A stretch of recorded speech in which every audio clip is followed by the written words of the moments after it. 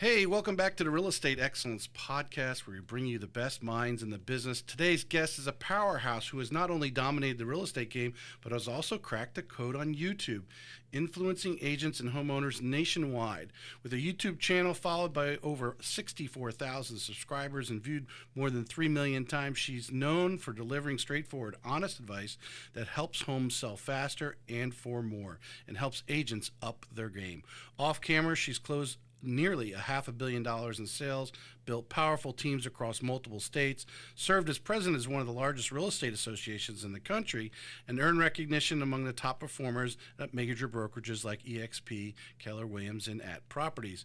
She's also an author of How to Build a Rockstar Real Estate Team Without Going Crazy, and a go-to speaker, trainer, and icon instructor at a national level. She's proof that you can scale without losing authenticity and build influence that lasts. Let's welcome Miss Kati Spaniak to the show. Thanks for having me. Thank you. Yeah, appreciate it. I'm glad. I'm really excited the fact that having you have a national presence because your channel. I don't know if you see yourself as that, but to have you right here in Jacksonville and bring you into the show, because a lot of times I bring in some of the bigger influencers occasionally through a Zoom type call or whatever. But I'm glad you're here in front of me today. So right here. Yeah. Tell us, kick us off. Give us a little bit of background up into you get to real estate. Like what's young Kati thinking about doing as for a career, going to college? And then obviously you didn't jump into real estate right away. It was a few years before. It was about 2003 before you end up getting into real estate. Yeah. Tell us what you're doing there. So I grew up, born and bred in the Chicagoland area. Lived there my whole life.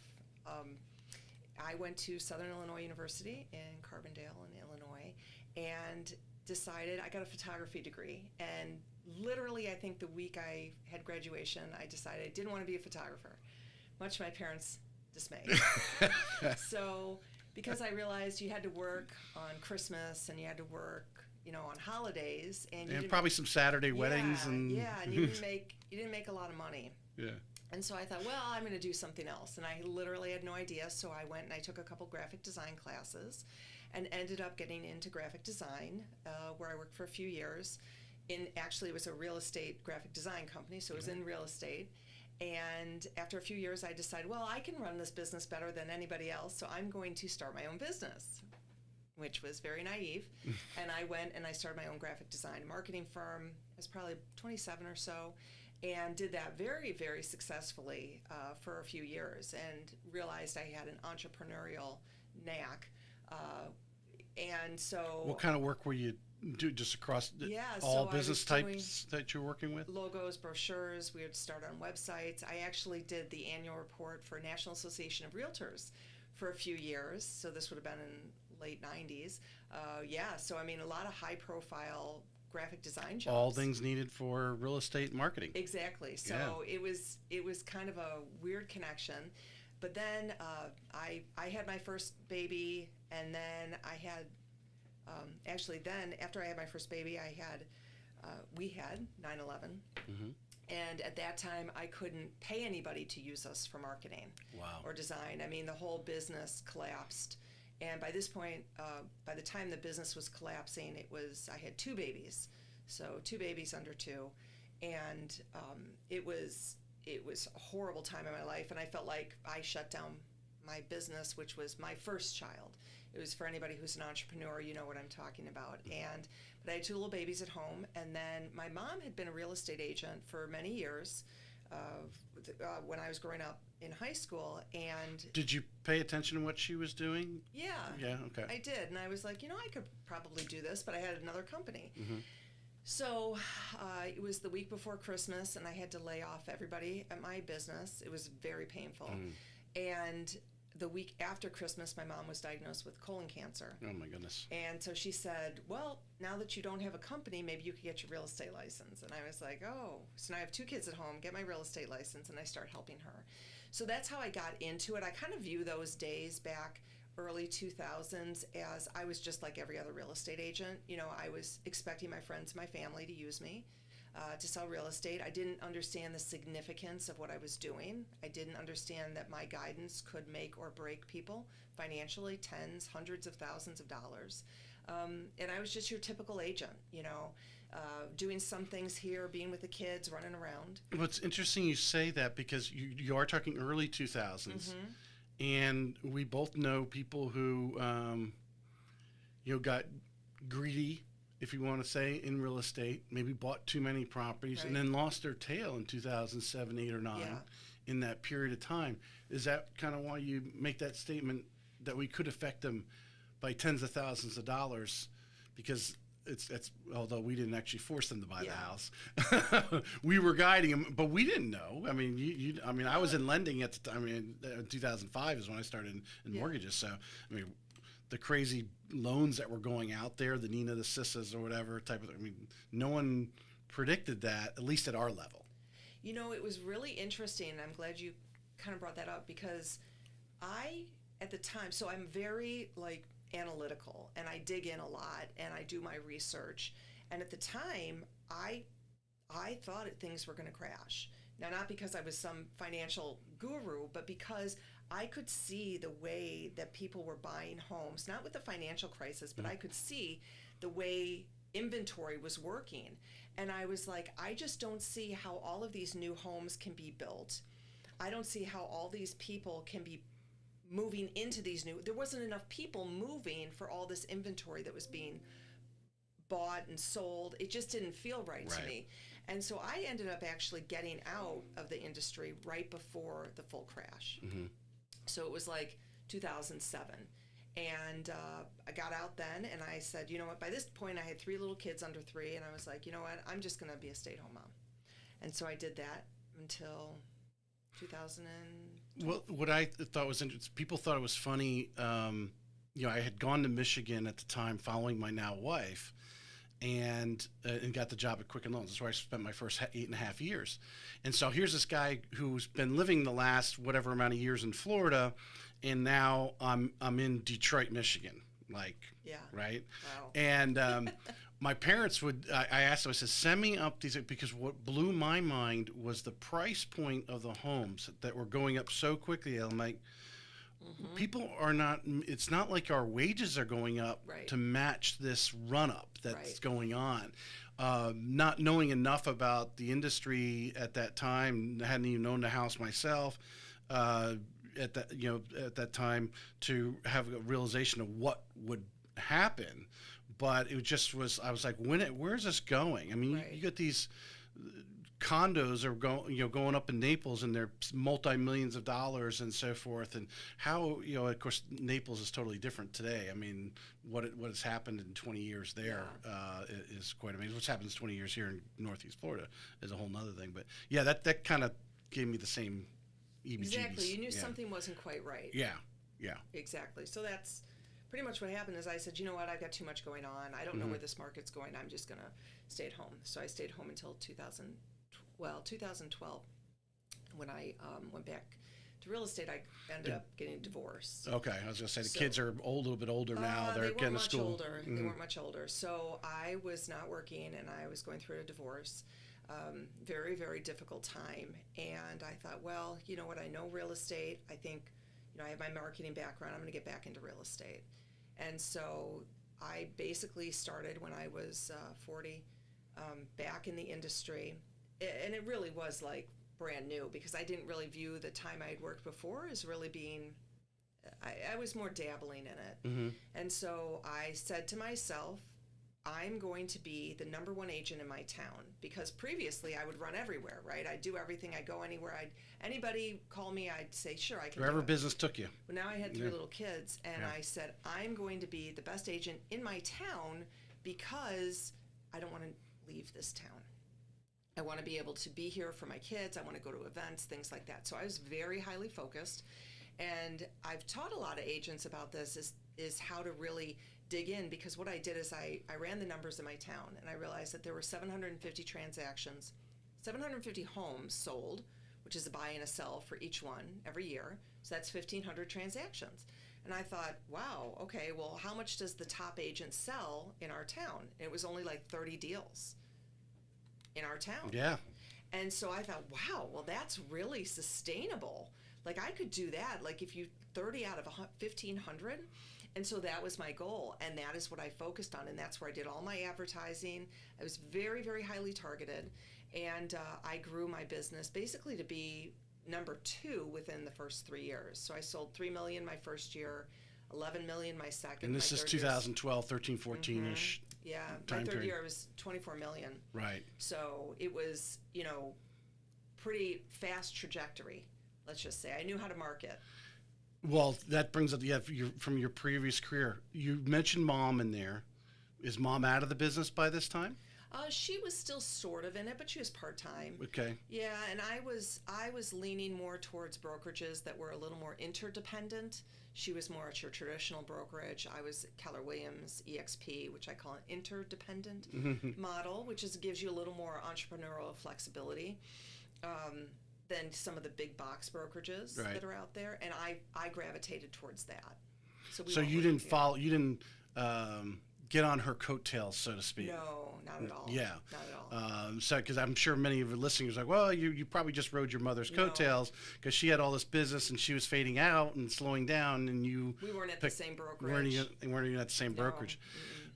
So, I think a lot of the agents listening here, this is, I think, is really important. Krista Mashore, she talks. What you were just saying resonates. I've had her on the show. Of course, that had to be Zoom because she's halfway, all the way across the country, actually. But really focusing on several neighborhoods. At least that's what she claims that she does. I think her brother runs her actual real estate business now. But focusing on that. Very tight. If you're sitting here and you're talking to agents here in Northeast Florida with all our PUDs, our planned urban developments. You're in Palencia. Obviously Nocatee, I don't know how many tens of thousands of homes are in there, but obviously there's even, little subdivisions within Nocatee. Nocatee is an actually larger area. Now, to really focus in and really become a specialist in just that immediate area around you. Yes. Because I think the thing that you brought up is like, look at the numbers. Look at the numbers. Yeah.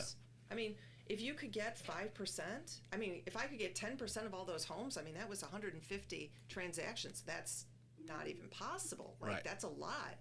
You need a team to do that. You need a team. As a single agent, how many do you need to make a very good living? Good living. Yeah. Not many. 100%. Yeah. And I think I've had great agents come on and say, "Oh, I changed broker. Why'd you change broker?" Well, I wanted to expand. I'm like, you're really good where you're at. Why are you trying? I can understand, as you add, if you want to add agents on to do that and get them out there, but you own the backyard that you're in now. Right. You're full and still growing within your own backyard. Why go and be worried about what's going on in Fernandina Beach and drive the hour up there, an hour back? And as an agent, for me personally, I don't feel comfortable in areas I don't know. And I think that's important to have knowledge of the local areas, not just somewhat knowledge, but deep knowledge. And that's when I think you can become a much better agent, is when you really know it inside and out. I was listening to one of the recent, I think it was the most recent one YouTube video you had with you and your daughter were talking. Yeah. And I was kind of doing some other work, but I was hearing it over here, and you guys were going back and forth on, you were kind of recommending of, if you were choosing a listing agent, you were talking to consumers, say, if you should look for someone that has, done so many transactions and so forth. I don't know. That would eliminate. I think your daughter said at one time, if they hadn't had 20 listings in the last year, I think it's something like it's a number she used. And I'm thinking, well, here in Northeast Florida, there's a very fine line number of people who have had 20 listings. Now, there's people, some of them had 40 or 50 listings, but but there's a very fine line there. You're talking a very small percentage of agents that actually fall in there. Yes. Yeah. So, I refer a lot of agents through my YouTube channel, thousands. I've talked to we've thousands and thousands of referral agreements out there for the sellers from my YouTube channel. And what I'm looking for is, when I'm referring, and I hate to say this when I'm talking to agents, because they're like, well, I'm never going to get there. Well, you may not, because you may not be focused, you may not be good, you may not care, you may be part-time. So when I'm talking to sellers, I want them to get somebody who has, I'm saying 150 transactions in the last 5 years.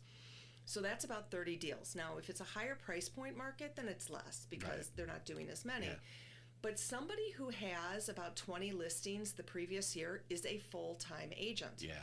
And so that's the key, is that somebody who, like, I can see this person's full-time. If I see somebody who has 2 listings and 5 buys, I don't know if they're a full-time agent. Right. If I see somebody who has, 150 deals in the last 5 years and only 10 last year, I know they're on the way out too. So it's important for sellers to use people who are experienced, and then the agents say, well, how am I supposed to get business? If you're telling them not to use me, and I say, you really need to partner up. You really need to be. Well, not everyone's listening to your YouTube channel either. No, that's true. That's Yeah. true. That is true. Yeah. But they're like, why? How can I get into your? You wish referral? they were. Right. That's true. And I, they're like, how can I get into your referral network? And I'm like, you can't. Right. Literally, you can't. The only people who get into my network are people who I track down, who I find are the best agents out there. So I imagine probably on a regular basis you do get some sort of message from someone who's in an area you don't have. Oh, every day we're talking to people. Yeah. Yeah. Yeah. So what are some of the things that you're looking for? Should someone have that question? I'd like to get in your referral network. Well, this is what Katie's looking for. Yeah. So first of all, the seller who comes in who wants a referral tells us what area they're in, and then I'm looking to see who are the top agents in that area.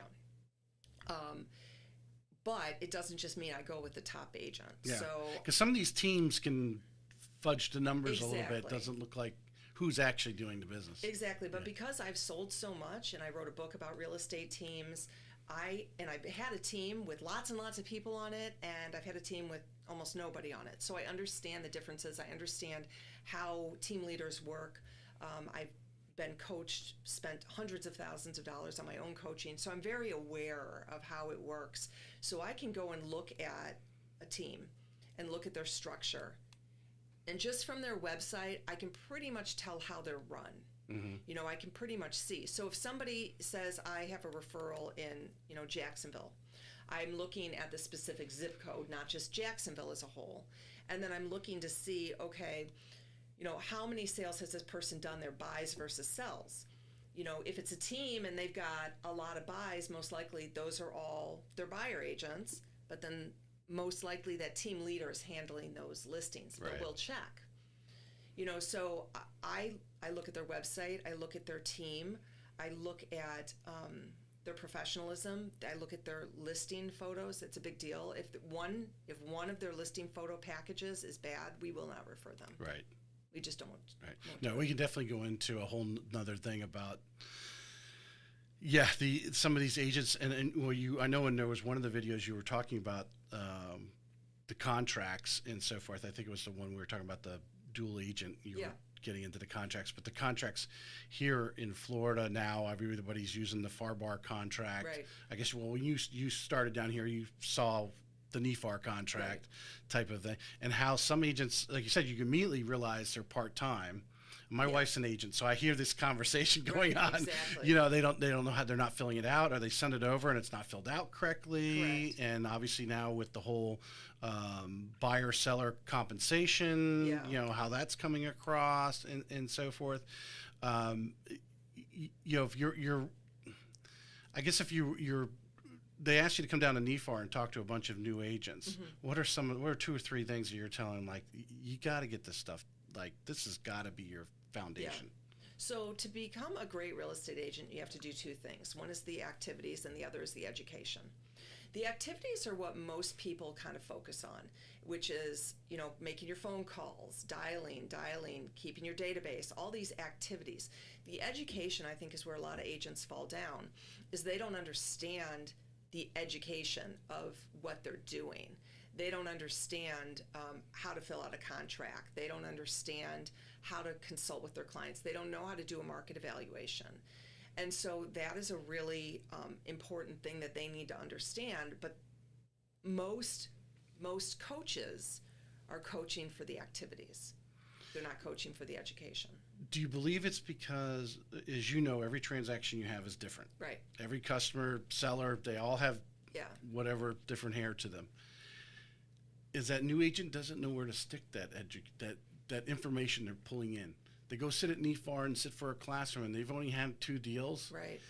They don't know what library shelf to put that in their brain. They don't have context because they haven't been in the business. Right. So that's what's really hard about our industry is, and I say this in every video I talk about, I say, I learn something new on every transaction.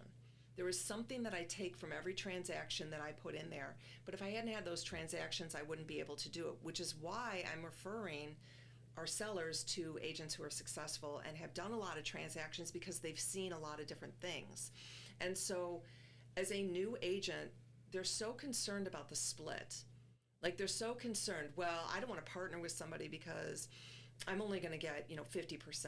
Well, 50% is better than nothing. Exactly. And you're going to learn. And so the agents, there's this growth period in the first couple of years where they're in business, where they're so focused on the split rather than focused on the whole of what they're getting. And tag along, offer to sit open houses for the most successful agent in your brokerage. Like partner up, team up, do whatever you can for those agents. And those agents who are successful are then going to be like, that's a pretty good agent. I'm going to refer business when I'm too busy. Exactly. Mm-hmm. Yeah. Exactly. Yeah. I think you lead into something, but I want to step back so we can lead back into this. Your original choices of brokerages, and then obviously for you personally, obviously you've been at EXP I think a little over 8 years, if I saw that correctly. Why the what do we want the EXP reel, we call them the cloud brokerages, right? The cloud brokerages. Right, you guys try cloud. Right. Everyone's online. We're using technology, right? Or we'll call them cloud broker. But why that choice? Because obviously, you've been in the business long enough. Some agents thrive. Your mom thrived in a more traditional office setting. Some people they need to go into the office to feel, get the synergy going, whatever it's going, and they thrive in that thing. But the importance and how you made your choices.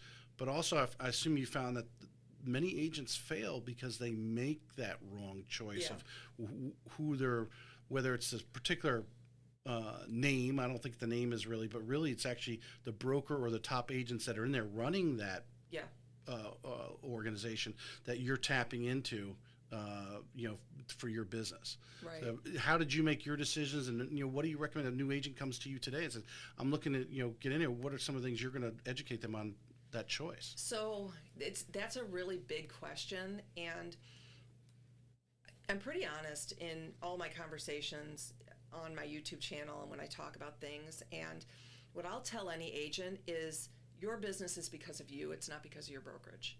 And that's one thing that bothers me is when these big box brokerages say, oh, you're getting your business because of our name. And that's completely not true. Yeah, not today. No. And so it really bothers me that agents think that's true. Mm-hmm. And so for me, I just kind of got into this mode where I wanted to be my own entrepreneur. And in the beginning, of course, it was about, the name, the brand. And then I moved to Keller Williams, and Keller Williams was more about the education.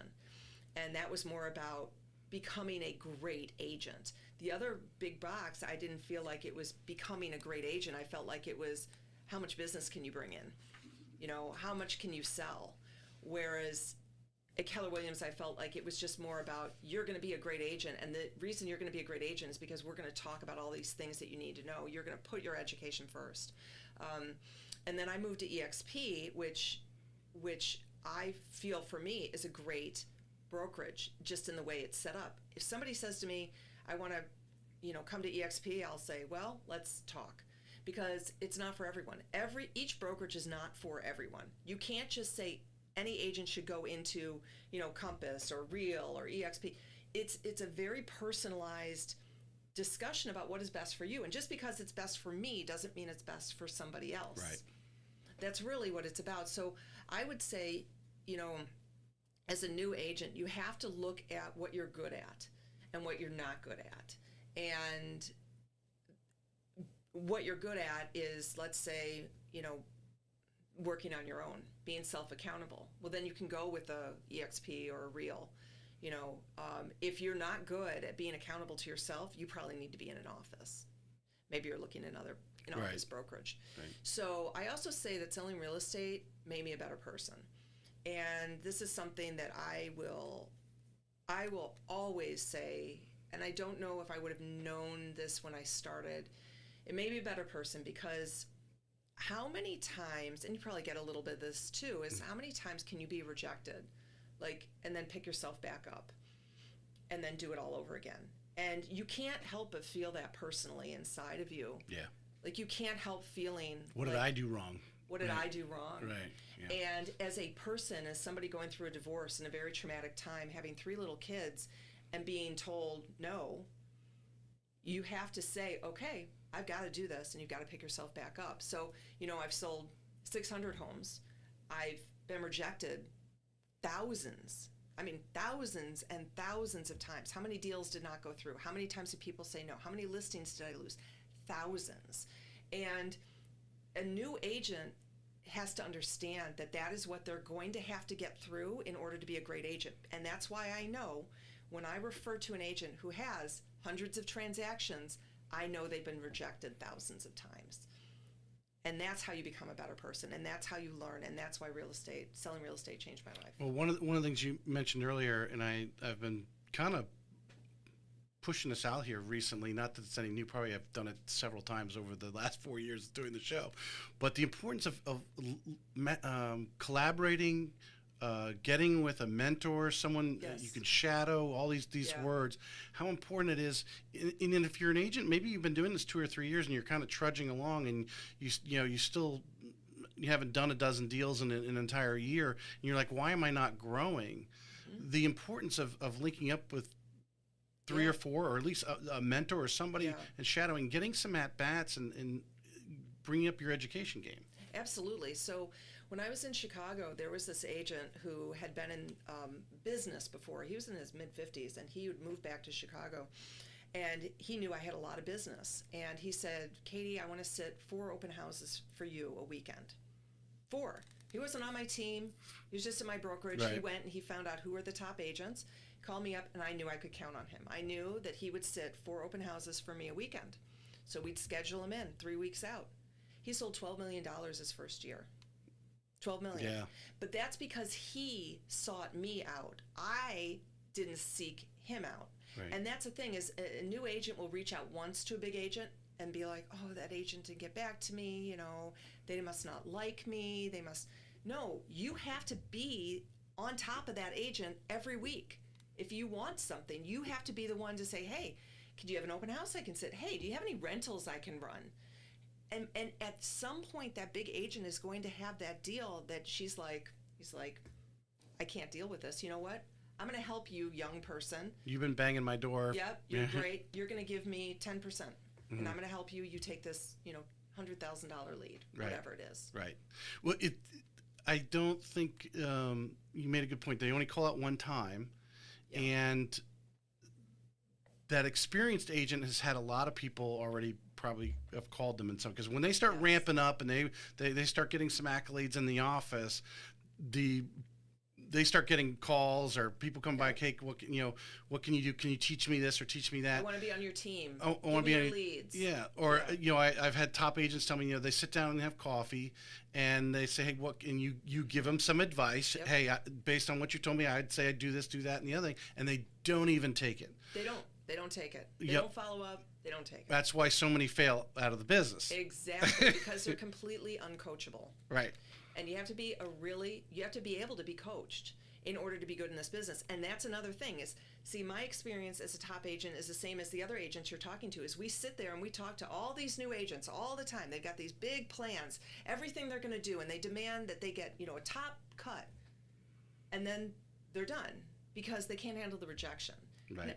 Now, there are some who can, but it's and I push this because this is a hard business to be in, and it looks easy. It looks easy for somebody to come in and get $10,000 for just selling one home, but there's so much more to it, and it's we've talked to a lot of agents. Mm-hmm. You know, teams talk to a lot of agents who do not make it because they're concerned, like I said in the beginning, about the split. Yeah. So I'm working back to, so at what point, we talked a little about the brokers and stuff. At what point did you get in your business where you start going, hey, I want to expand a little bit, and you start growing your team? Which then leads you to your book, so you can jump Pretty into early. that. Yeah. Yeah, because, you know, I'd already had this entrepreneurial experience. Mm-hmm. I'd been coached quite a bit. I knew that, you know, there were some things I was good at, some things I wasn't. I'm very big on the disc profile. So I'm very, like, in tune to that. And so I knew pretty early on that I hated showing homes. I mean, I hate showing homes. I mean, I say I hate it. I mean, I do it, and I'm great when I do it, but, like, I get there and I'm like, oh my gosh, it's a bathroom. Like, what do you want me to say about this bathroom? Right. You know, it's like You start putting it on yourself, and I really, it's the house. It's right, not you. Yeah. Right. And so the patience that you need to have and the high I in the disc profile that you need to have in order to be a great buyer's agent. I'm a high D. If you guys don't know the disc profile, highly recommend you look into it. But I'm a super, super high D, so I'm like 110% high D. I don't have time to show homes. I would need to be back in my computer doing my marketing, trying to get a deal together. So I knew early on that I was not the best to be a buyer's agent, so I started kind of working that way. And I failed many, many, many times building my team.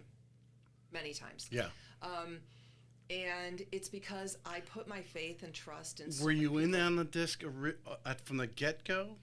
Or is that something you learned to start using as you failed forward? It's interesting. So I used a company called WiseHire, and they would give you the profiles of people. And then I started getting really interested, and I could see when I was talking to somebody, it was matching up with their profile. And I was like, well, that's why this person is a high D or a high C. And then I realized that people with a high SC were the ones who were the ones that were different than me, that I thought, this could be a good person. They're a little bit different than me to compliment me, but they don't have the go out and get it attitude because they're a high SC. So I was very clear in seeing this in real time. And I failed. I failed a lot. And I give people, I'll say the benefit of the doubt, like, because I was very much, I'm a do what I say type of person. You know, if I say I'm going to do it, I'm going to do it. And so I just believed everybody else was like that.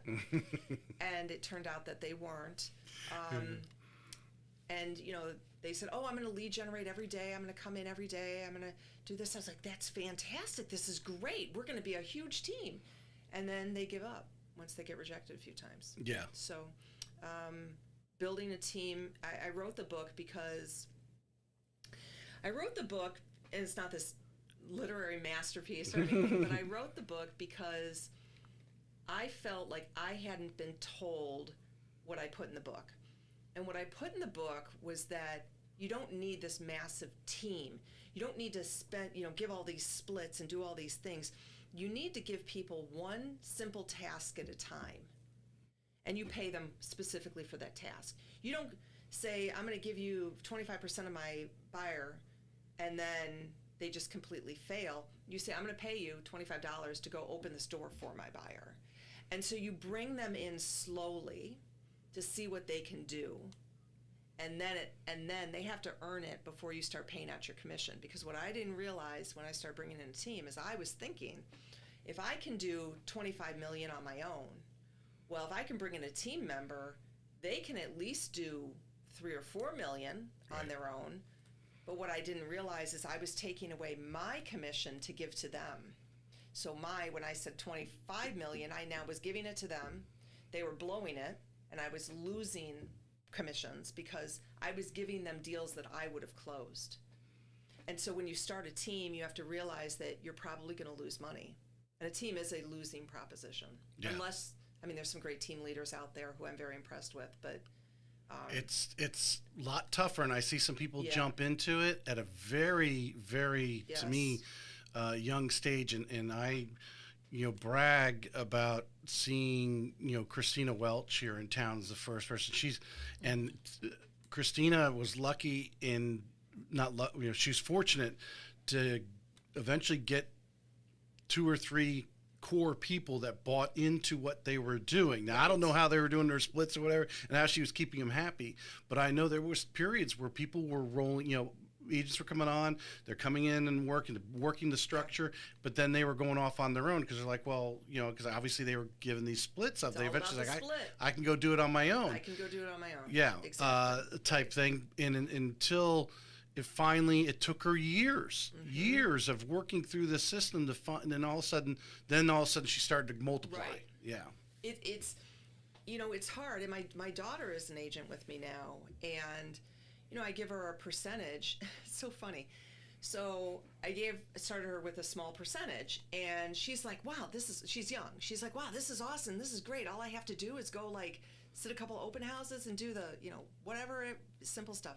I said, okay, Lisa, this is where it goes wrong. I said, I'm giving you this opportunity and basically giving you this money. Okay. And basically because her compensation is not really tied to her experience. I'm giving this to you. I said, in 1 year, you're going to come to me and you're going to say, well, that buyer took me 25 showings. I should be getting a higher split. And this is where it always falls apart. Yeah. And I said, it's not about the split. Because if I was showing that person, I would not show them 25 homes. I would show them 5. I said, so once you figure out how to show them less homes, then that's when we can talk about a higher split. She hasn't gotten there yet. She's still loving what she's doing. Right. But that's where it falls apart is the team leaders give all of this support and guidance and leads and everything full all in. And I did this. I gave it all my love, my attention, my everything. And then they're like, yeah, well, I want a higher split. I'm like, you have to work for a year before you can get a higher split, and you have to sell more on your own. You're being fed leads. And so it's just a very, I'm not bashing people, maybe a little bit. As a team leader, it's very painful to bring on new agents. Right. And then they leave. Well, I think, this is just a perception from my side. You know better than I do. I know Christina, when I asked her, what play is she running? She's running Keller Williams' book. Right. Yes. She's staying within that structure and she's running that play. Yeah. And I think a lot of people go out there and have this dream that, hey, I do 25 million. I can go hire or bring on 5 more agents. They're all going to do 3 to 5 million. We'll be doing over 50 million exactly. overnight and exactly. be rolling. And it just, A, it doesn't happen that fast. B, they have no structure to actually get it there. They don't have that business plan right. of how to actually, or blueprint as Keller Williams does, to execute on. And right. it falls apart very quickly. And the other thing is that it's very expensive to run a team because you've got to feed your team. So how do you feed your team? Either you're giving them your own personal sphere, which means you're taking away business from you, or you're paying for leads. And I remember at a point, I was like, I can't do this anymore. It was so stressful. The other thing, the Keller Williams model is what I was trying to do in my area that I realized is that people who want to start a team, it is location dependent. It is location dependent.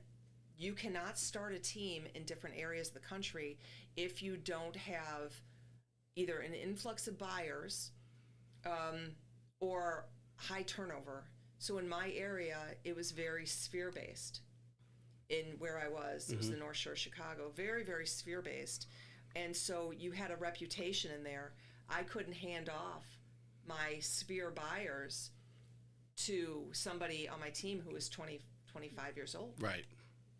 So you have to understand that your location may not allow you to have a team the way some of these other teams. You might pull in a bad apple, and all of a sudden, yeah. Exactly. You can do it in the city of Chicago. That's not a sphere-based business. You can churn. You can have $200,000 condos that you can let these agents go work on, and if they lose it, it's not a big deal. Right. But when you're working with $1.5 million buyers or sellers, it's a big deal. Yeah. When does the YouTube channel come to your vision? Yeah, so the YouTube channel started in 2017. I used a company called Viral Marketing. You heard of Viral? They do videos. And so I signed up, and I would record a video. I'd send it to them, and they'd edit it and send it back, and then they'd put it on my YouTube channel. And it did nothing. I love viral, but I didn't understand YouTube at all. YouTube Right. is very, very confusing. Yeah. And so after a few, They're always changing. I think all the social media, they're always like, they're always tweaking it in the backside. Like you think you got it, and then Yeah. you don't. Yeah. Yeah. And so in about 2022, 23, I'd actually hired somebody, came on my team, and I hired him to help me with my YouTube channel. And basically, he gave me the information on how to get it online, like more on understanding how to upload the videos. But there was a point, all of a sudden, I was doing it wrong still. I mean, people weren't watching, and I was like, this is a waste of time. But I committed to it. I was doing it like once a week. And so you have a pile of content sitting there, right? It's already there. Because you had been doing it for roughly 5 or 6 years at this point. And it was there. So then I was doing more videos. I also got involved with a group called Brand Builders, which kind of helps you build who you are as your brand. And I started thinking more about what content I was going to put out there and who I was talking to. And all of a sudden, and this comes from years and years of marketing and coaching and everything that I've done, I was like, I think I got it. I think I got it. And I said, I'm only going to speak to sellers because that's where my passion is. I feel very passionate about the fact that if sellers choose the wrong agent or they make the wrong decisions, they will lose tens, hundreds of thousands of dollars. I've seen it. And so I felt very passionate about educating sellers. And so I decided, okay, my channel is only going to speak to sellers of real estate. And I was like, I'm not going to talk to agents. I'm not going to talk to buyers. They may watch my YouTube, but I'm not talking to them anymore. So I very much created. Because before there, you were just shotgunning. Yeah. What's the market like on the North Shore of Chicago? Right. Should you build a team? Like, the thing about YouTube is you can only speak to one single person. That's it. Like one person. So you can only speak to sellers or buyers. You can only speak to national sellers or national buyers or local sellers or local buyers. And this is where I screwed up. Is that I thought by building my YouTube channel I was going to build my local business. But YouTube is so, once you go national on YouTube, you're stuck. You're stuck because you're a national audience. So let's say I went national, which I did with my seller videos, and then I posted, what's the real estate market doing on the North Shore of Chicago? They wouldn't watch, and then YouTube dings you. So once YouTube dings you, it's very hard to get back in their good graces. So you have to work with their whole algorithm. So if I have this whole big audience of national sellers and then I post a buyer how to do a VA loan, they're like, I'm not watching it, and then YouTube notices that they're not watching your videos. So 1 out of 10 drops, and they really kick you out of line to get back up. Yeah. So Interesting. it was about December of 2023. I highly focused on sellers, but I didn't realize that it was national versus local. And so I was just doing sellers. I was like, wow, this is going great. But then I was realizing I wasn't getting any local business. So this is the one thing I want to say to anybody doing YouTube, a real estate agent doing YouTube, okay, is that first of all, you have to be like all in on YouTube. You have to be completely mentally committed to it, but you also can only speak to one person. And if you are doing a channel that is all about the town and buying these homes, you're only going to get buyers in that town. That's it. That will be your business for eternity. Because you cannot switch your buyers who are looking to buy in St. Augustine. Yeah. You can't look at that and then all of a sudden you're talking about selling a home. They're not going to watch it. So you have to be very, very focused. So, for example, could you talk about buying and selling in St. Augustine? No. Not even that? No. Okay. I mean, you can, but you have to figure out you're not going to get sellers on your channel. You're going to get buyers on your channel, okay? But most agents want sellers. So what I've actually done is I've created a new channel, which I should have done in the beginning. That's how I should have done at the beginning. I'm not that, this has been a long You had to fail time. forward. Yeah, I did. So I built a new channel for just Palencia, which is the subdivision I live in. Yeah. So it's got, 2,500 homes. If I get, a couple, Yeah. I'm doing great. So my channel only has, I think, 27 subscribers. And that's awesome because they all are Palencia people, right? Local real estate. So everything That's hyper local. Hyper local, right? Yeah. St. Augustine is huge. Jacksonville is huge. I want to work only in Palencia and in Chicago, where I still have my team. But, that's my thing. So YouTube, I started getting into this and realized that my content was good for sellers. Like, they liked it. Mm-hmm. And then I started promoting that I'd find you a real estate agent if you were looking. And I built this big community of sellers across the country who are like family now to me. Like, I was watching a little bit of one, I think you did not too long ago, might have been weeks, I don't know, maybe a month ago, where I think the sellers were in Virginia. Yeah. And you're doing a Zoom call. You're basically doing a seller's consultation with them. Yeah. And the husband said, sell it for 800,000, and was really like, I don't know what, I didn't watch the whole thing, so I don't know where it actually is valued at, but it was much lower than where he thought. But his mindset, if I recall correctly, was to, hey, post it really high and then see where someone will come in, and obviously they're going to try to get as close to what you want, but you'll fall a little short of that. You still made a lot of good money on it. Right. Type of thing, even though the house is worth less than that. Exactly. Yeah. So I'm very supportive of people's local real estate agents that know more than I do in their community. Like, I don't know people's businesses. I don't know the teams. I don't know the structure. I don't know what their market is. But I can do enough on like Zillow and Homes to know a range of a price. And so I got this couple on my channel to do a live listing presentation, and did not prepare for it. Like, I did not really kind of talk to them ahead of time. And his price was too high. And this is exactly what happens in real listing presentations. Mm-hmm. And so that was hard because I had to bring him off of his price while making him still feel okay. Right, without insulting him. Exactly. Yeah. And that's what we have to do. And that's why my channel, while it's for sellers, this is the type of education I think agents need. But I don't want anyone listening, I don't want you to subscribe to my channel if you're not going to watch my videos. Don't do it. Because that hurts the algorithm. Right. If you get people who are subscribing who don't watch, it hurts the algorithm. Interesting. Okay. So it's a very, very, like, go ahead, watch the videos. I'm fine if you're going to watch the videos. Does it care whether you watched long form or the short form? Yeah, totally different.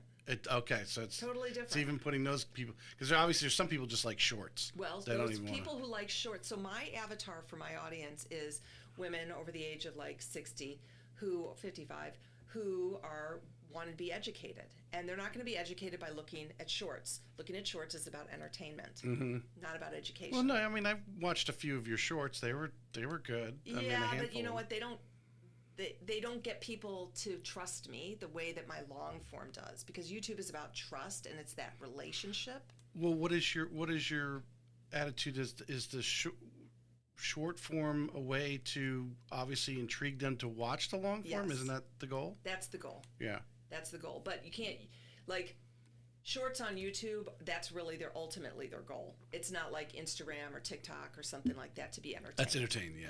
Yeah. So, so I do shorts on YouTube as well. Mm-hmm.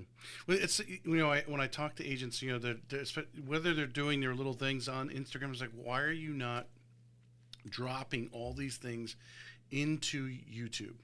Now you're on a higher level game. You're really like you're hyper focused on what you're doing, and you've figured out. Obviously, that's been an accelerator to your channel.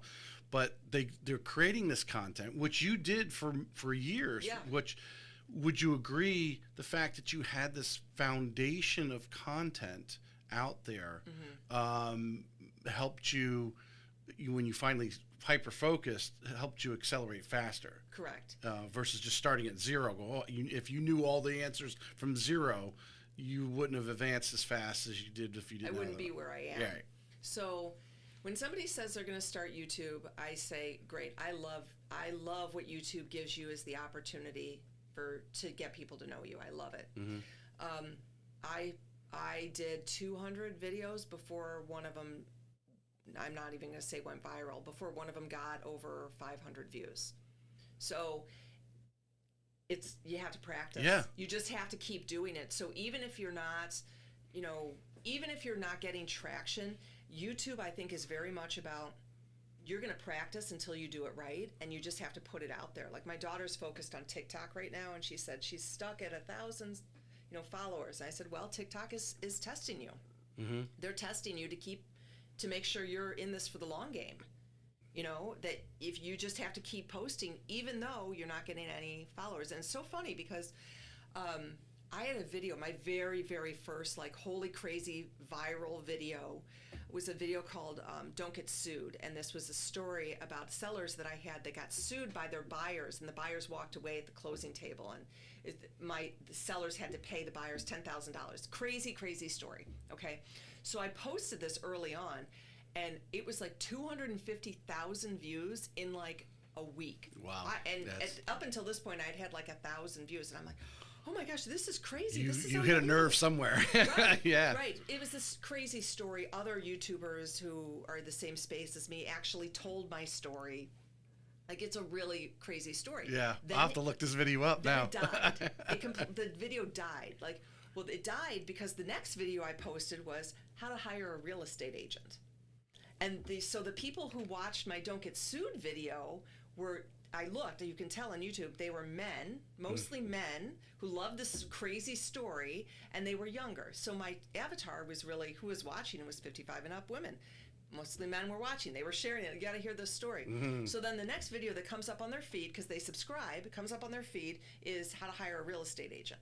Boring. And they're like, oh, and so that's what I'm saying, is that's how I knew I did it wrong. And then it died. Everything died. And I was like, oh my gosh. And it took us months to get back into like equilibrium. But you know what's so funny is that video has taken off in the last 3 weeks. Taken off.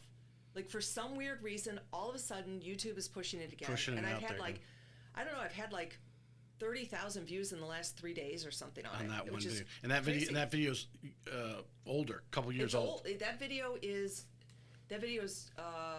over a year old. Right. So that's what YouTube does, is sometimes you can have this video and be like, this is a great video, I know it's a great video, and YouTube will push it at some point again. And for some reason right now, YouTube is pushing a lot of my videos. I'm getting a lot of traction. That could be because I've done a couple of live sessions recently, which is also you throw into the mix, but I'm not real sure. Right. All I know is that they're pushing my videos out right now, and I'm getting a lot of traction. Yeah. When did you start getting those? You obviously started realizing you're going national, because you don't get 250,000 in your backyard. Right. But people started to ask you, hey, do you know a real estate agent? Was that something you were thinking of trying to get to, or something that all of a sudden started to come at you? Well, you're like, oh man, I can make something of this. Yeah, I realized kind of early on that I wasn't getting these people in my backyard talking to me.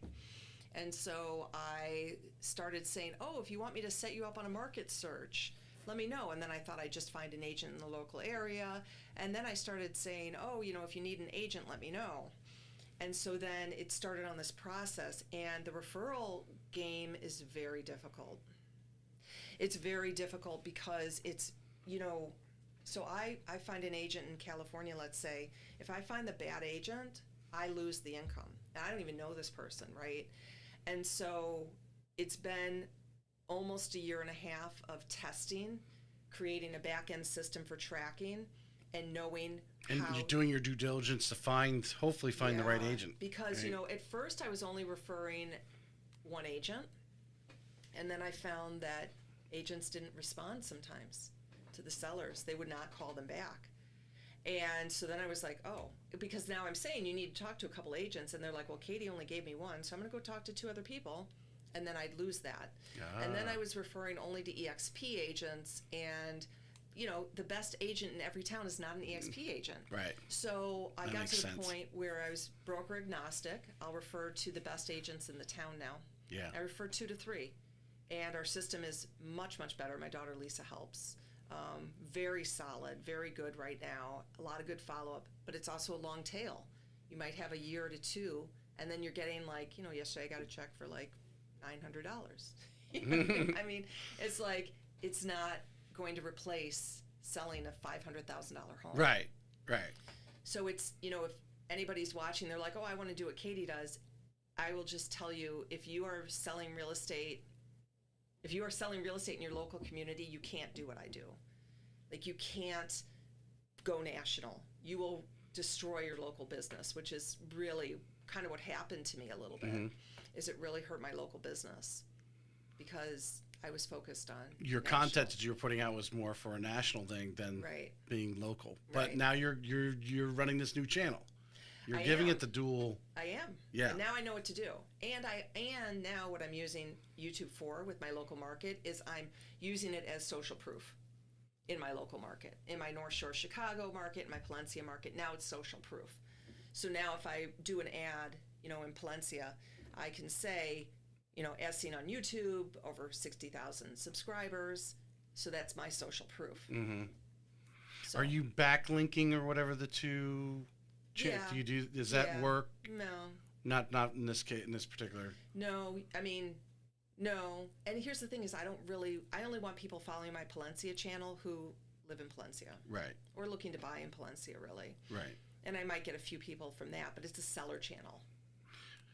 So anybody who's going to go look at my Palencia channel, don't subscribe. Well, so watch it. let's take it down to educating some of the listeners on the agents that are on, because there's a lot of them that want to. I comb everybody's social media. Yeah. So I'm going to tell you, a lot of people do not have a decent LinkedIn.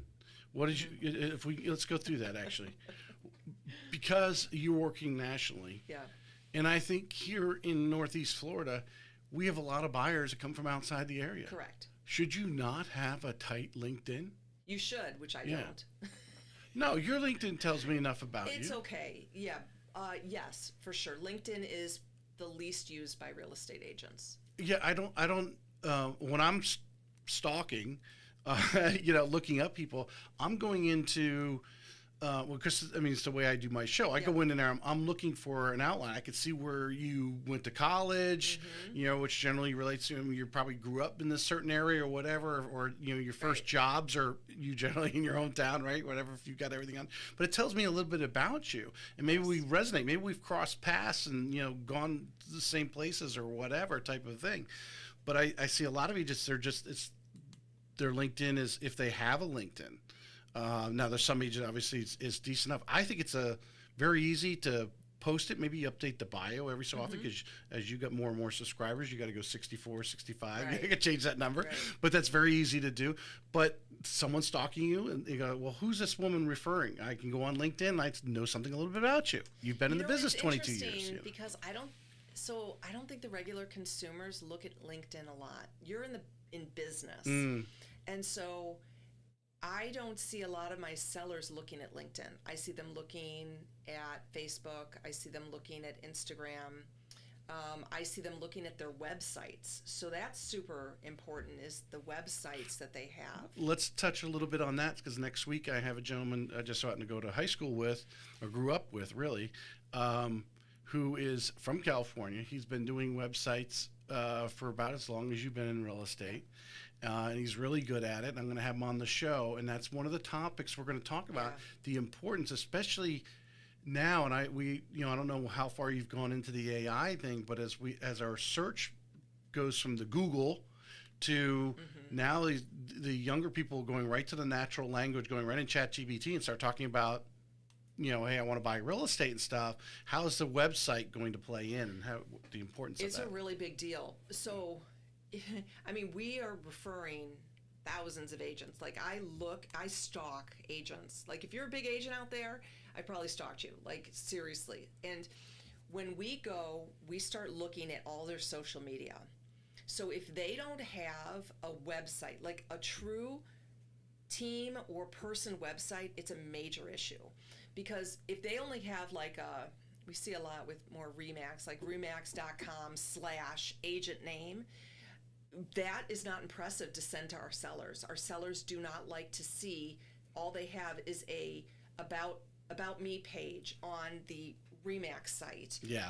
So they don't like that. It's very important. And a lot of times it's not even up to date. Right. It looks like there's stuff missing already in Totally. Yeah. And it's interesting. I've referred a couple agents in Canada last week, and Canada, they are really good at their presentation. Like, there's some, so I talked to one of the agents out there, and he said our sellers here are very educated and they expect a lot. And I could tell just based upon the presentation. I mean, beautiful websites, beautiful photography and the way it looks. And so I will not refer out an agent who might have good sales but doesn't have a good presentation because they don't understand the significance of marketing themselves. How can they understand the significance of marketing their homes? That's that. It's you're being measured somehow, and that's what. Yeah. Not saying that's not necessarily always true, but if you're looking again, you're looking from the outside in. You've got to stay, and I think the like you said, when the natural language progression, you're going to have to. Your website is where the AI is going to be looking. Yeah. And you should be using AI to help you create it because AI is looking for AI. I've been sure. told that by experts in utilizing that. What I wanted to get to is you have agents that are listening, and obviously they see what you're doing, like, oh, I can't do that. I mean, I'm sure you've... Well, it would depend on what. Well, yeah. Could they do it? Yeah, it's going to take time and energy. Some just don't have... You have the natural ability and a passion, I think, just watching you on camera. Obviously, you're locked and loaded. You've got your knowledge just right there, and it's rolling on out. Not a lot of people can just... throw it out there like you do. I don't. Do you even have any sort of script or outline that a lot of times that you're actually working off of? Yeah. You do, or you have something at least. I got to remember to bring up that or that. But I imagine you're not scripted word for word. No, I'm really bad. I can't memorize a single sentence. So that's the problem with me is I can't work off a script or memorize it. So in the beginning, I just talked. Okay, so I would just talk about a topic. And then I realized I needed like a hook in the beginning. So this is all progression. So, for people who say they can't do it, no, you can't do what I'm doing right now on your first video, but after 400, you should be able to do what I'm doing. Mm-hmm. And so that's why I say YouTube they can learn from you and shorten their learning curve that you've already experienced. Exactly. In YouTube, you have to be mentally all in, like I said, you know, so right now I'm thinking about my next video that I'm going to record. And I do an outline. I'll do an outline, and I'll pick a title first and an outline, and then I'll record it. I have a good editor who seems to understand the real estate. He understands me, so he's pretty good at cutting me. Bringing in the B-roll, and I saw sometimes like whatever topic is, sometimes that will flash across the screen and type. Yeah. Mm-hmm. So. You can't be me right now, but you could be me if you put in the time and the commitment and the money that I have. Right. Right. Right? I mean, it's all about your desire and passion for it. Right. For the lack of better terms, standard, normal agent type of thing, how should they... I think you've gotten to a point where you've realized you've made it. Now you're using it obviously to get these national referrals. That's become part of your business. Yes. For the agent who's just selling here in Northeast Florida, how should they be using YouTube? Okay, that's a great question. So it depends on the age of the agent in the business, not the age of the person, but in the business. So if they're looking to start their business and grow their business, the easiest way is through buyers. And so this is like the living in model. Those models are really good for teams because they bring in buyer leads. A living in the North Shore of Chicago, you don't get buyer leads coming in that way. That's why I'm saying you have to understand your market. Are you getting an influx of people into your market?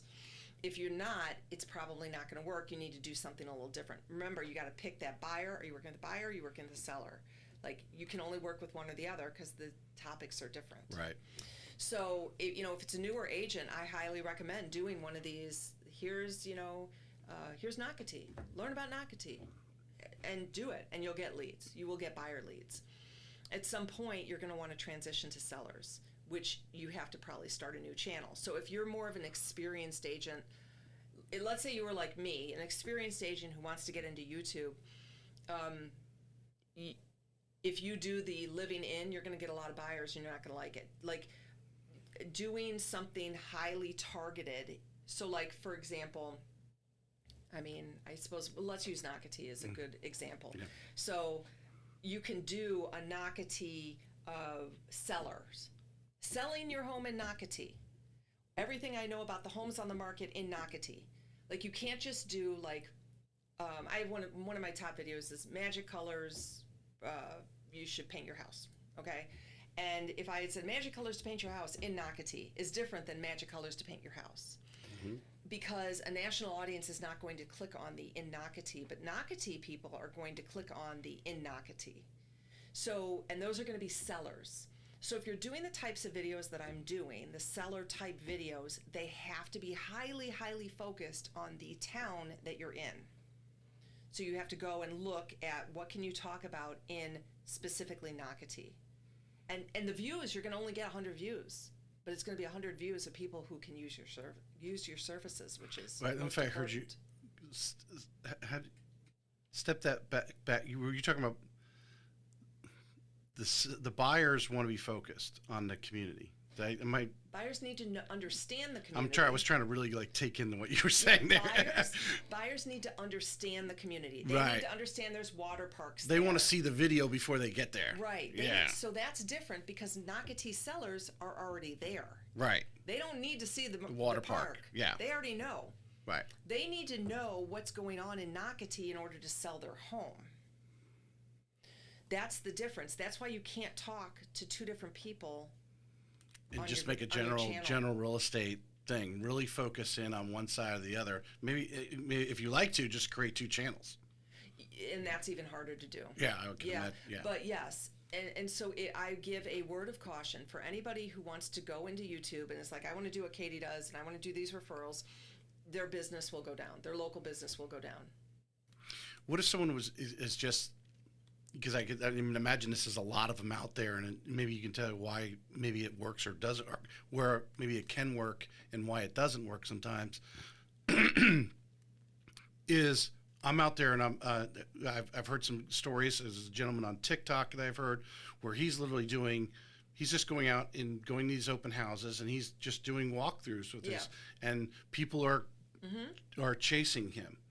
What is if you're a local agent and you don't really, maybe you don't want to sit in front of the camera like you do and go off with a lot of information because maybe you're just new to the business, a newer agent, it's easy just to walk through a bunch of houses and talk about them. And those are the buyer leads. Yeah. Those are the buyer leads. That's what I'm saying. Mm-hmm.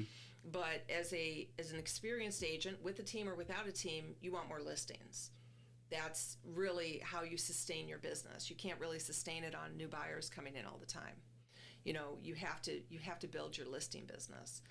So an experienced agent who wants to do YouTube, you got to be super careful. YouTube is all encompassing. Mm-hmm.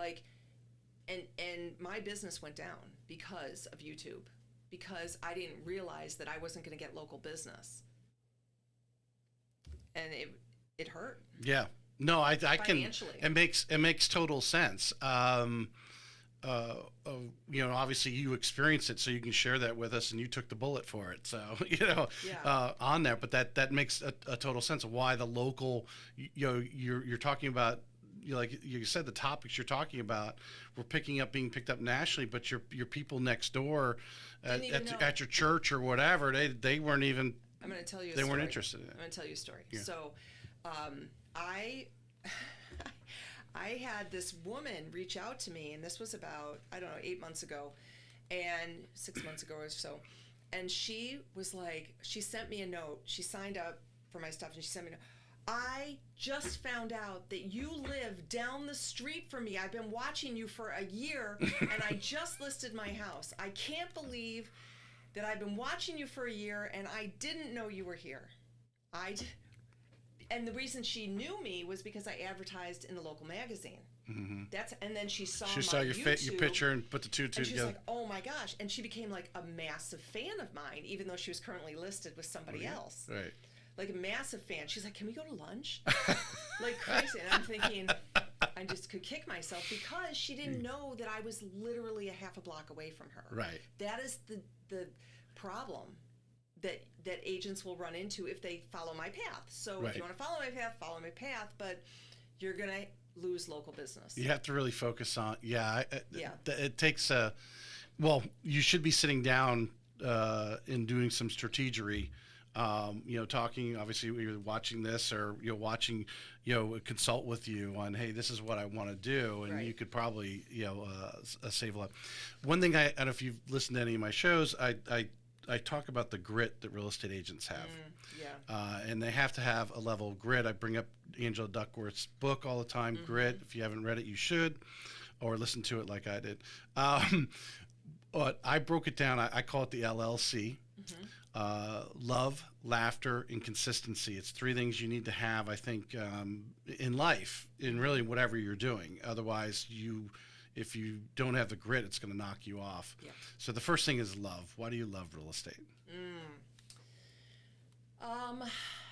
I know it sounds so weird. Like I'm an agent, right? I'm just a real estate agent, but I change people's lives. I love giving people advice and help and knowing that it will change their life. Like I have a private Facebook group for sellers, and yesterday I was having kind of a tough day, and somebody put in there in the group just how amazed that he was with the agent referrals that I gave and the help that my daughter and I gave to him. And then somebody followed it up with, not to be religious, but I feel like this is your calling. And so it's more to me like, I'm a real estate agent, but I know that what I'm doing, I'm so accountable to myself, and I'm so accountable to the people that I want to help, that I know I'm changing lives. Yeah. The knowledge that you're sharing Yeah. has made differences, It and has. that's a high for Yeah. sure. The laughter part, I call it laughter because I think today we look back on our lives and those situations where you've had a gut check. You said you've had thousands of people say no to you, Right. basically. Yeah. Or a deal goes sideways, and you probably said, "Why am I in this business?" Right. Today you laugh about it, at a cocktail party. So, I remember back 10 years ago.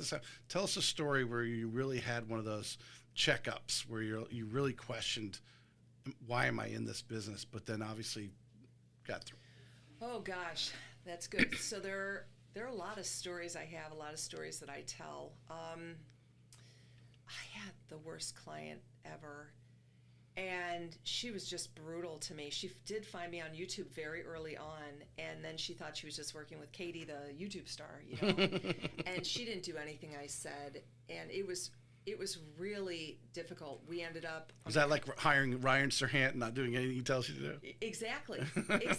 And she didn't price it correctly. She listed on the coldest day of the year in Chicago. She put it into the computer on a Saturday morning, which I'm thinking, nobody's going to see this. I told her all these things. I told her her price was wrong. I told her she wasn't going to appraise. I told her she needed to fix the house up, whatever. So we listed down market, and we had a lot of people in. Coldest day of the year. And unbelievably, we got one offer. And we got an offer at $25,000 higher than her high. So I priced it at $50,000 less than this offer. So we got this offer $50,000 higher. And I was like, oh my God, I am totally wrong. I'm totally an idiot. The buyer thought they were competing The buyer wanted the house and really came out bad the and didn't first want day, anybody to have and a I chance said- at it. I said, we had 20 showings today. We only got one offer, but we had 20 showings, and they wanted it. And so the inspection was terrible. Never had this before. The buyers and the inspector walked out during the middle of the inspection. Walked out. It was so bad. And I knew there's a lot of deferred maintenance. I knew it was not going to go well. I didn't anticipate that. And so I got the buyers to come back because the buyer's mom was the agent. I got them to come back into the deal because she said, well, you have a foundational problem. I'm like, from what? Well, the doors are like not aligned with the door frames. And I'm like, your inspector told you that's a foundational problem? I said, my guy's like Mr. Handyman. I think he just installed them incorrectly. I said, bring a structural engineer in. She's like, okay, we'll do that. No joke. She says, Tuesday morning at 9 a.m., we have a structural engineer. I call the seller. I said, we can stay in the deal. You just have to let this guy in. I know there's no structural damage. I know you just got other issues. No, we're not going to do it. If they don't think our house is perfect, we're not going to do it. Emotions.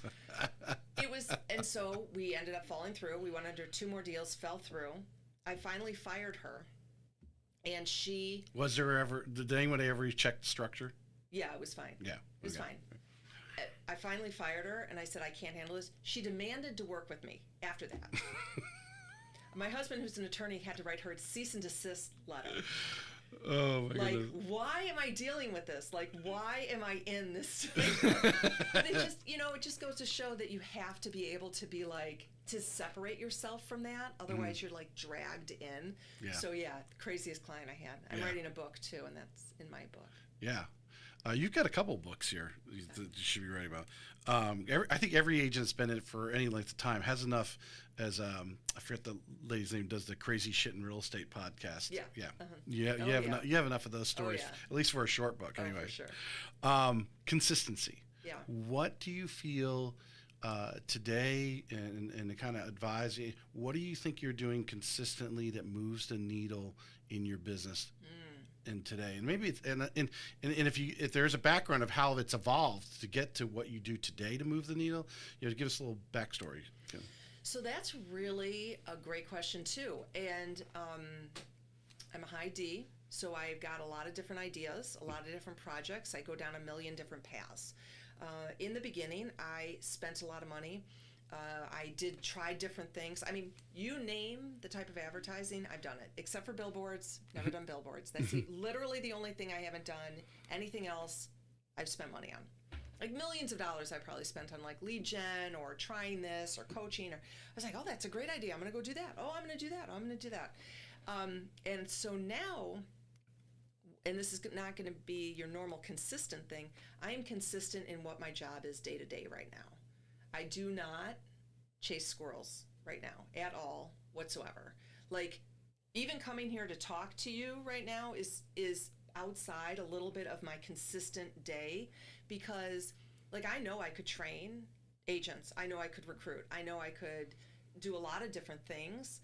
I know if I do that, I will not be spending time on what's bringing my money in, which is selling real estate. Yeah, the recruiting is definitely a long-term play. Yeah, and so, and I've tried all these different things, and so, today's conversation is really more to support the industry.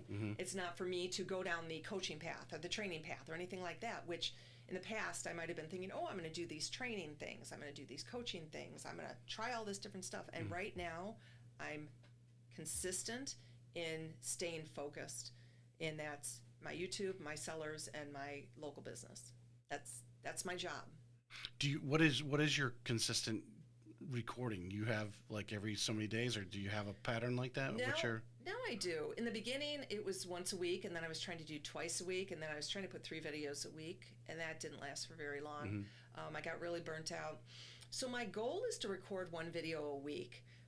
If I'm not feeling it, I won't do it. The other thing about YouTube is if you have a good video, you've got to let it ride. Don't put something in right after it. No, because it'll stop the momentum, because YouTube doesn't know if they're supposed to push your other video or this new one. So like, I'm right now going every 2 weeks, which is fine. Like the video I posted a week ago stopped getting any views at all, like nothing. But all these other videos have like taken off that haven't been going for like a year. So I'm kind of like, I'm supposed to post one on Sunday. And I'm kind of like, should I post it? Should I wait? Because what's going right now is it feels right. So my consistency is about recording a video every week. Like when you do YouTube, you may store it. Yeah, but you're recording it. You have to be all in on YouTube, and it's a real thought process to put together the idea, the content, and the recording. And then my other thing is that I try not to meet people in the mornings. I try not to if I'm doing like a listing presentation. That is something I changed, probably about 5 or 6 years ago, where I know I'm not good if I don't clean out my email in the morning. So every day, if I have a 9 o'clock appointment, I'm a mess the rest of the day. So I reserve usually the mornings for like email clean out and getting organized. So we were at 11, it was perfect. I was able to clean out my email before I came, Right. So now I know what's waiting for me when I get back. So that for me, it was a time block thing that was really important. I've been using ChatGPT. Of course, it created that great intro. Yeah. There. Yeah. Well, let me just tap on that a little Yeah. bit. Are you dabbling? Are you breaking into the AI? Are you obviously you're. Some people will say you're a techie just because you're into YouTube. Yeah. But where do you see AI in the sense of the real estate agent and leveraging it? Oh, so interesting. I love it as a tool. I mean, I do. I mean, it makes life a lot easier. But like on my channel, people who watch my channel, who subscribe to me, resonate with me. Mm-hmm. That's it. They can't resonate with somebody who's reading a script off YouTube or off ChatGPT. So like, Right. so like, I use it for more of like an outline. Mm-hmm. I Give you think, some ideas, maybe stuff you might not be thinking about. yes. Yeah. Actually, so what will happen is like, my next video coming out on Sunday is what not to say to real estate agents. And I, of course, have my own, but I threw it in there. It's like, give me some of these ideas. And I was like, those are bad, but this one's a good one. Yeah. So, like, that's how I use it. Yeah. I use it that way. I don't particularly like the way it writes for me. It's not, I don't love it. But I think that, I was on a panel 2 years ago, and that question was asked about ChatGPT, and the other agent there said, I will never use ChatGPT. It's cheating. And I was like, well, I don't know about you, but...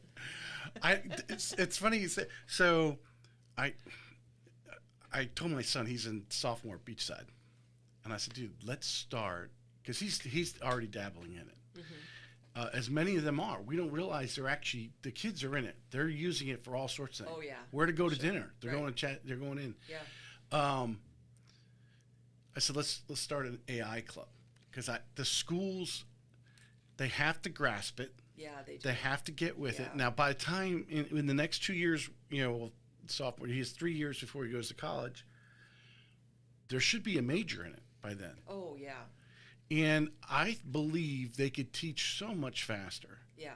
That they what was it? Someone said there was at an Ivy League school, I think it was. They sued the professor because the professor was using AI. Right. Well, in reality, guys, teachers are facilitators. Right.